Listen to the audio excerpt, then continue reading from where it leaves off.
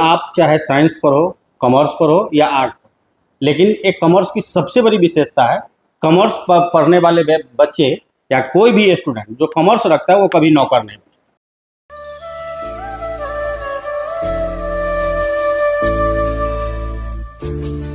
Good morning Madhubani, Madhubani news के खास show good morning Madhubani में आपका स्वागत है। जैसा कि आपको पता है कि हर दिन सुबह के 7:30 बजे यह कार्यक्रम हम लेकर के आते हैं और हमारे साथ कोई खास व्यक्ति होते हैं जो हर एक अलग टॉपिक पे हम लोग बात करते हैं। तो आज हम बात करने वाले हैं मैट्रिक एग्जाम के बाद रिजल्ट आने वाला, और रिजल्ट के बाद बच्चे सोच रहे हैं कि हमें इंटर करना है, तो इंटर में कौन सा सब्जेक्ट, कौन सा संकाय लें। तो इस पर बात करने के लिए हमारे साथ है कॉमर्स के शिक्षक इंद्रदेव निराला जी। स्वागत है सर आपका। धन्यवाद। सबसे पहले मैं अपने जुबान से आप लोगों को धन्यवाद देता हूं कि आपने हमें अपने न्यूज़ चैनल के माध्यम से कुछ दो शब्द कहने का मौका दिया। बहुत बहुत धन्यवाद आप सभी मीडिया साथियों को। इंद्रदेव सर, बात जब आती है कि अभी मैट्रिक का एग्जाम हो गया है और बच्चे, अब रिजल्ट आने वाला है, रिजल्ट आने के बाद बच्चे अब सोच रहे होंगे कि मुझे अब इंटर में क्या करना है, 11वीं 12वीं करना है तो साइंस ले, कॉमर्स ले या आर्ट ले। तो आप कॉमर्स के शिक्षक हैं तो कॉमर्स पर बेहतर होगा कि हम बात करेंगे कॉमर्स को लेकर कि कॉमर्स में कितनी संभावना है और बच्चों को क्यों लेना चाहिए कॉमर्स।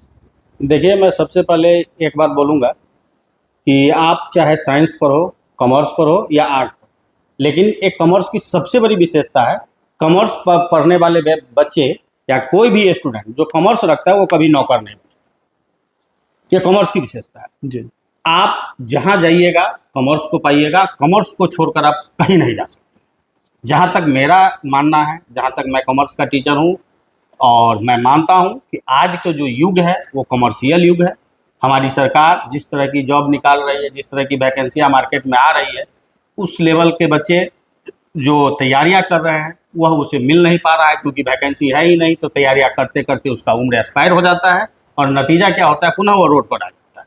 लेकिन वह बच्चा यदि कॉमर्स लेता है, तो मैं कॉमर्स के बारे में थोड़ा सा मैं बताता हूँ कि कॉमर्स का सबसे टॉप पढ़ाई है सीए, जो कि इक्विवेलेंट ऑफ आईएएस ऑफिसर। अगर आप मेडिकल क्षेत्र में जाइए तो डॉक्टर, उससे भी अधिक पैसा वो सीए बन के कमा सकता है। उससे नीचे सीएस कर सकता है, ईसीडब्ल्यूए कर सकता है, कॉस्टिंग कर सकता है, और इवन कुछ नहीं हुआ तो वो बिजनेस करके अपना पूरा लाइफ जी सकता है। इसीलिए मैंने पहले ही कहा कि कॉमर्स वाले कभी नौकर नहीं बन सकता है।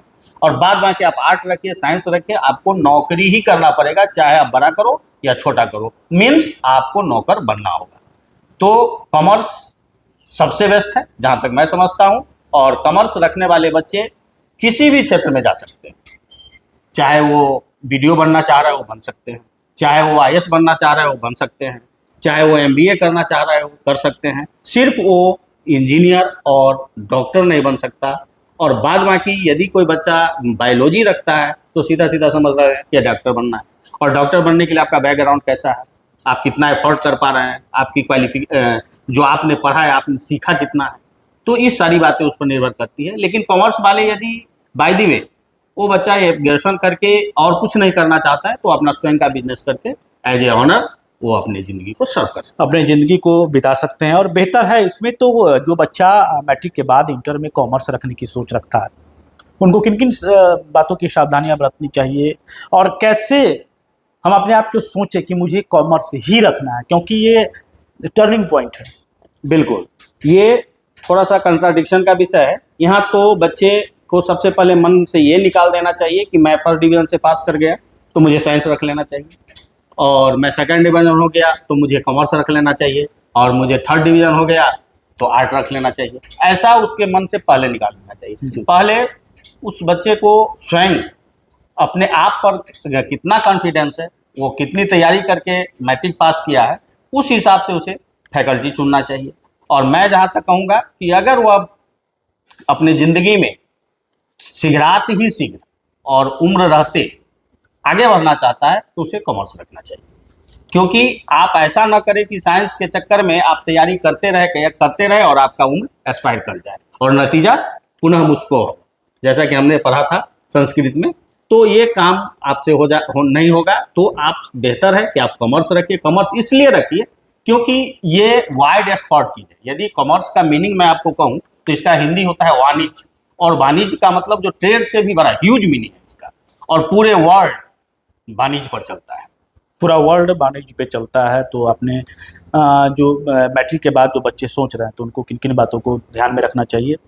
बात आते हैं जी, तो वाणिज्य ले करके हम पढ़ेंगे 11वीं 12वीं और ग्रेजुएशन, जब लक्ष्य रखना है कि हमें सीए बनना है या कई प्रकार की उसमें है, तो वो टर्निंग पॉइंट कब आता है? और या 10वीं के बाद ही सोच रखना चाहिए या उसके बाद? नहीं, इसमें है कि आप पहले 10वीं कक्षा पास कर लिए, आप उसे कॉमर्स फैकल्टी चुनिए। 12th आप minimum minimum, I am not telling you maximum, minimum 50% marks से पास कीजिए।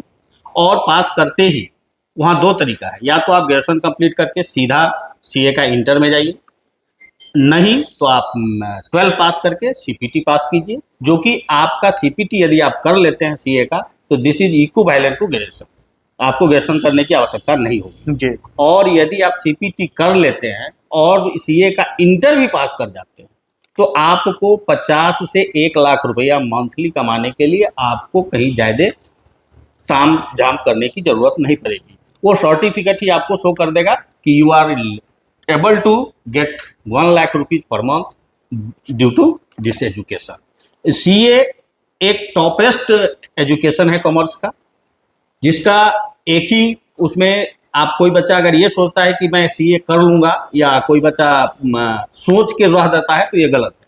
उसे करना पड़ेगा, 100% उसके प्रति उसे डिवोटेड होना पड़ेगा और कड़ी मेहनत करनी पड़ेगी, तब जाके वह सीए बनेगा।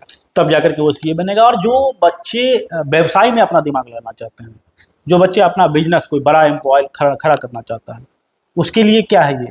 उसके लिए तो ये अमृत के समान है जी। अगर बिजनेस की बात करें तो अमृत का 4 पर्यायवाची है, अमीय, पीयूष, सुधा, सुभा। तो समझ लीजिए कि commerce 4 pillar of business.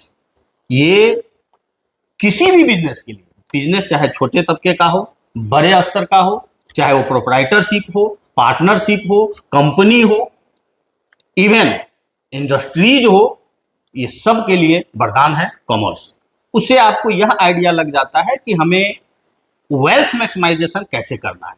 Profit maximisation is the aim of business, but this is not actual purpose. Actual purpose is wealth maximisation. और commerce teaches to all the student how you can make your wealth maximisation due to your business. तो आप business के जरिए आप wealth को कैसे बढ़ाओगे, आप अपने प्रोप्राइटरशिप को पार्टनरशिप में कैसे ले जाओगे, पार्टनरशिप को कंपनी कैसे बनाओगे, कंपनी से इंडस्ट्रीज कैसे बनाओगे, ये सारी बातें हमें कॉमर्स में पढ़ाया जाता है। और ईमानदारी से अगर बच्चे पढ़े तो अपने जिंदगी में वो चीज कर सकता है जो अदर नहीं कर सकता। आप कॉमर्स कितना दिन से पढ़ाते हैं? मैं 2014 से सहारघाट में हूँ। बिफोर इससे पहले मैं कोलकाता में था, वहाँ भी मैं कॉमर्स ही पढ़ाता था और खुद पढ़ता भी था। 2014 से आप इस क्षेत्र में हैं। बिल्कुल। हमने आपसे ये इसलिए पूछा क्योंकि हमारे जो बच्चे मैट्रिक के बाद इंटर में कॉमर्स लेकर के पढ़ाई करना सोच रहे हैं, वो धर्म संकट में है कि क्या करना, आर्ट लेना है, साइंस लेना है।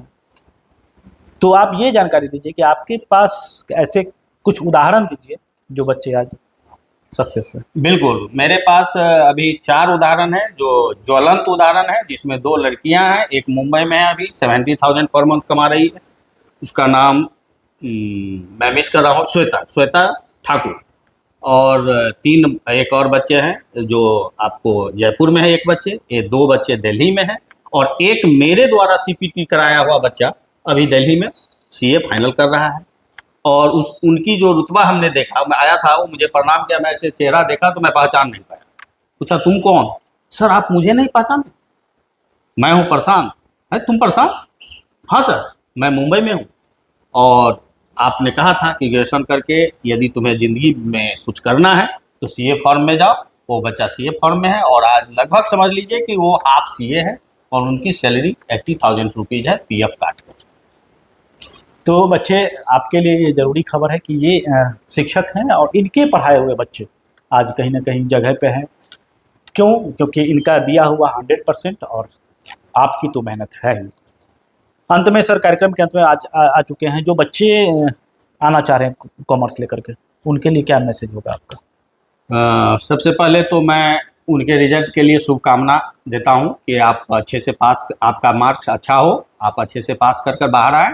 और माइंड ब्लोइंग इंस्टीट्यूट जो कि हनुमान मंदिर के पीछे नाहर रोड पर अवस्थित है, आप यहाँ आकर जो भी कॉमर्स से संबंधित आपके मन में किसी भी प्रकार की कोई दुविधा है वो आप हमारे पास आकर भी क्लियर कर सकते हैं। इन चैनल के माध्यम से भी आप इस चीज़ को समझ सकते हैं। और मैं कहूँगा कि आप किसी से बिना पूछे पहले आंख बंद करके 30 सेकंड आप अपने आप को उस चीज के बारे में बताइए, अपने दिमाग को, कि मुझे क्या रखना है। और 3 ऑप्शन आता है, कॉमर्स, आर्ट और साइंस। और ऑप्शन जब आपको मिल जाए तो आप ये सोचकर कॉमर्स मत रख लीजिए कि मुझे कम मार्क आया है, और आप ये सोचकर साइंस भी मत रख लीजिए कि आपको फर्स्ट डिवीजन आ गया।